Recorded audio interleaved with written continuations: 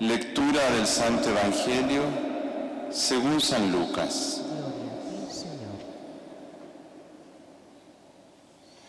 En aquel tiempo Jesús, levantando los ojos hacia sus discípulos, les decía: Bienaventurados los pobres, porque vuestro es el reino de Dios.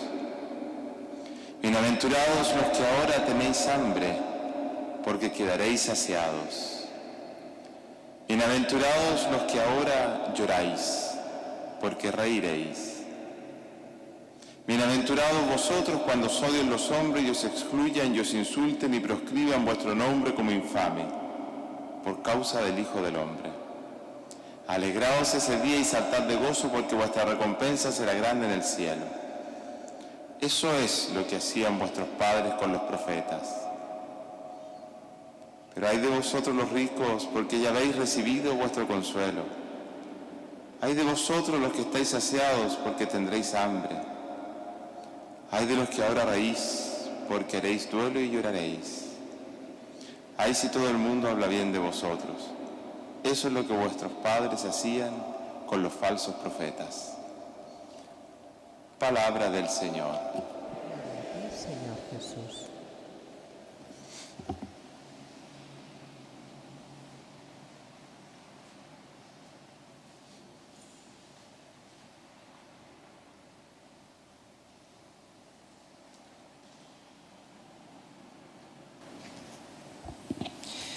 El Evangelio de hoy nos trae en este sermón no del monte, como sería en Mateo, sino de la llanura, como es en Lucas, nos trae las bienaventuranzas y malaventuranzas, 4 y 4.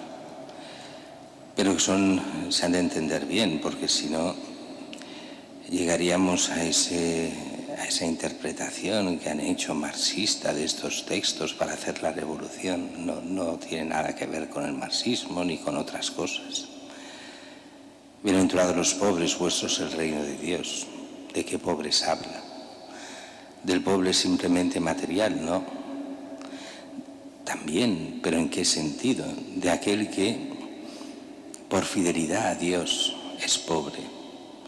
Hay mucha gente que es rica precisamente por ser infiel. Yo le he explicado 1000 veces la anécdota de aquel joven, cuando yo era jovencito también, que me decía: yo ya tengo programada mi vida, seré abogado, llegaré a una gran empresa, iré subiendo, me casaré a tal edad, pero lo que yo quiero llegar es ser rico.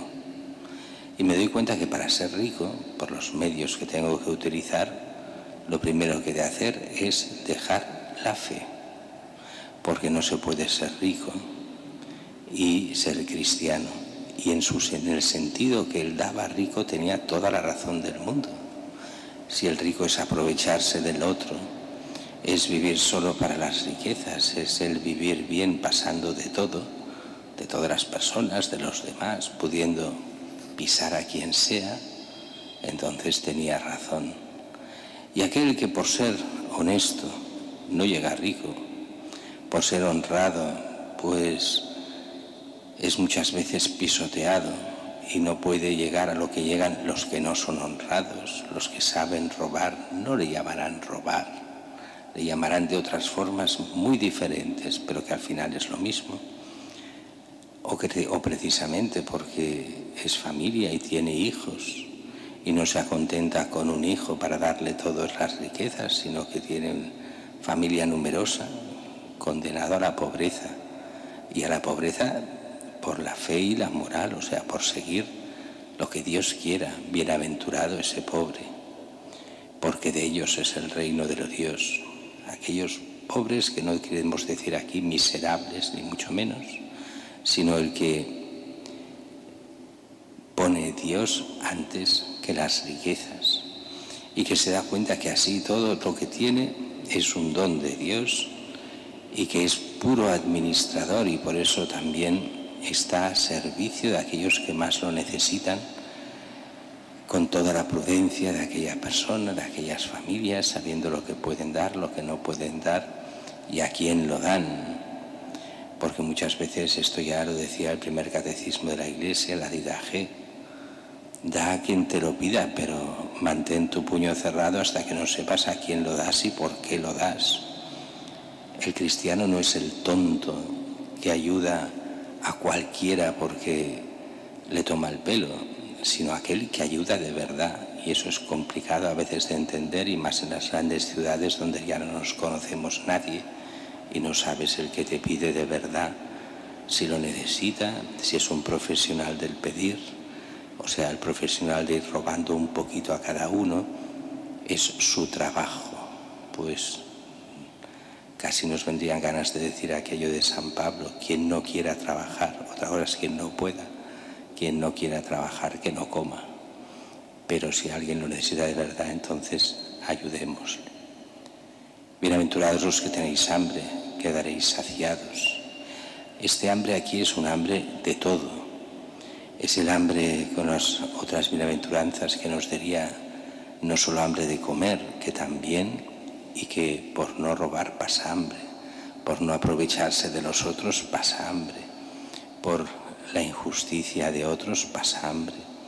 Pero aquí también es el hambre de la justicia, el hambre de aquellos que ven que no pueden luchar contra un sistema totalmente injusto y son machacados por el sistema, lo que el Papa llama los excluidos, pero que no se rebelan con la violencia, sino que buscan el bien que Dios quiera. Bienaventurados ellos, quedarán saciados. Y lo mismo los que lloran. Y especialmente aquellos que os odien, aquellos que sean odiados y excluidos y os insulten y proscriban por causa del Hijo del Hombre, por Cristo. Esta es curioso, es la última bienaventuranza, tanto en Mateo como en Lucas. Alegraos, saltad de gozo, vuestra recompensa será grande en el cielo. Y lo que es curioso, es lo que hacían vuestros padres con los profetas. Aquellos que se dicen cristianos persiguen a los que realmente lo son. En aquella época los que se decían judíos, escribas y fariseos. Pero esto es muy curioso verlo en toda la historia de la Iglesia. Los santos han sufrido la persecución de los buenos, entre comillas, buenos, de aquellos que a veces mandaban, de aquellos que tenían prestigio, de aquellos que se hacían pasar como los sabios de este mundo, pero que eran cristianos y que mandaban muchas veces. ¿Y contra quién iban? ¿Contra los malos y mediocres? No, contra aquellos que intentaban vivir la fe bien, porque eso les ponía en evidencia, eso no interesa. Y por eso los santos han sufrido la persecución de los buenos, de aquellos que parecen buenos, pero no lo son.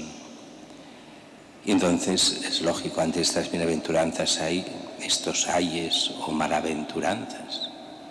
Hay de vosotros los ricos, y habéis recibido la recompensa, habéis luchado vuestra vida solo por eso, por vivir bien, por tener dinero, habéis pasado de los que pasan hambre, de los pobres, ya estáis saciados.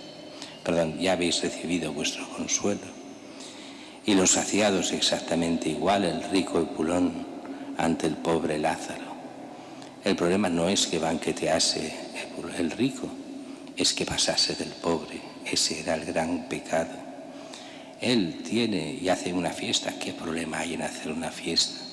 El problema es que tienes el pobre al lado, pasas del todo, no quieres saber nada, vives solo para ti y tus amigos. Ese egoísmo es el que es condenado por Cristo. Y los que ahora reís, pero este reír es ese reír falso, es ese aprovecharse de todo, es la risa falsa de los espectáculos nocturnos, de lo que es ese vivir aparentemente bien, alegres, haciendo de todo, divirtiéndose, pero sin contenido, sin nada, lejos de Dios. Estos que ahora vivís para eso, pues lloraréis por vuestros pecados, porque no lleva nada.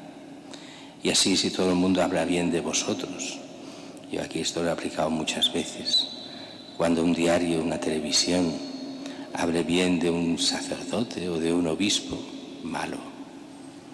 Si habla mal de un sacerdote o un obispo, dices, bueno, a lo mejor no siempre. Si es por escándalos propios, de acuerdo, pero si es por mantener la fe, bienvenidas las persecuciones. Hemos de estar siempre atentos a analizar las cosas desde la fe, no desde los medios de opinión pública, porque ya sabéis que para las televisiones, los diarios, todos los que venís a misa, ya no digo los de cada día, los que van el domingo a misa son ultracatólicos, son mala gente. El auténtico católico es el que solo se bautiza y basta, ese es el católico normal. Para la gente de fuera, el que va a misa ya es ultracatólico porque sigue lo que dice la Iglesia. Eso es peligroso, eso es ser una secta.